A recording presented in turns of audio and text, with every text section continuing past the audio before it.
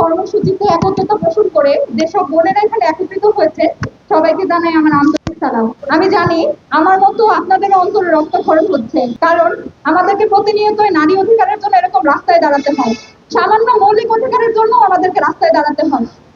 এবং অনেক আফসোস হচ্ছে এই বিষয় নিয়ে যে আজকে অনেক খুশি হতাম যদি সেসব ভাই বোনেরা এখানে থাকতেন যারা সবসময় নারী অধিকার নিয়ে কথা বলেন। কিন্তু দুঃখের বিষয় যে যখনই হিজাব নিয়ে কথা উঠে কেন জানি এইসব বোনদেরকে আমরা আর পাশে পাই না। আজকে যে কারণে আমাদের একত্রিত হওয়া, একটা উক্তি ব্যাখ্যা করি। কি যেন একটা হাঁটতেছে, কিছু একটা হাঁটতেছে, মানে একটা মেয়েকে এইভাবে করে মকারি করতেছেন আমাদের সংসদ উচ্চ আসনে বসা একজন মন্ত্রী। কেন একটা মেয়ে কি একটা বস্তু? সে কিভাবে একটা বস্তু হতে পারে? একটা মেয়ে কি মানুষ না? এবং সে হচ্ছে তার নারী সদস্য আরো যারা ছিলেন ওখানে তাদেরকে উদ্দেশ্য করে বলতেছেন যে আমরা তারা আমাদেরকে দেখতে পায়, আমি তো তাদেরকে দেখতে পাই না। তারা আসলে কি দেখতে চায়? আমাদের মেধা যোগ্যতা প্রকাশের জন্য কি আমাদেরকে এখন শরীর প্রদর্শন করতে হবে? কি চায় তারা আসলে এখানে?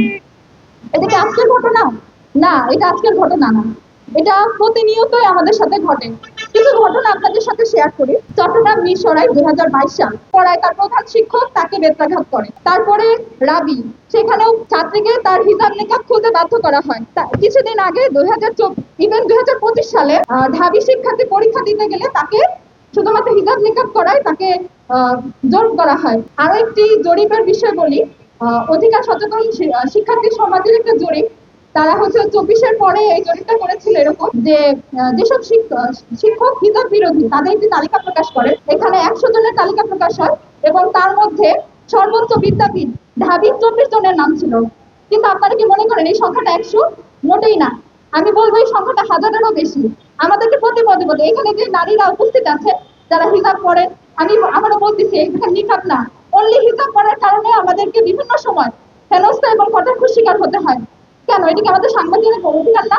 আমাদের বোনরা তো একটু আগে উল্লেখ করে গেল যে অনুচ্ছেদের 41 নম্বর আয়াতে প্রত্যেকের অধিকার আছে যে সে তার ধর্ম পালন করবে এবং ধর্ম প্রচারও করতে পারবে। কিন্তু কেন কেন প্রত্যেকবার একটা মেয়েকে পোশাকের জন্য হচ্ছে বিভিন্ন সময় হেনস্থা করা হবে? শুধু যে হিজাবি মেয়েদেরকে হেনস্থা করবে এরকম না। কেন নারী হিসেবে পোশাক আমাদের জন্য কারো হচ্ছে মানদণ্ড যে তারা ঠিক করে দিবে তারপরে সেটা আমরা করবো? কেন?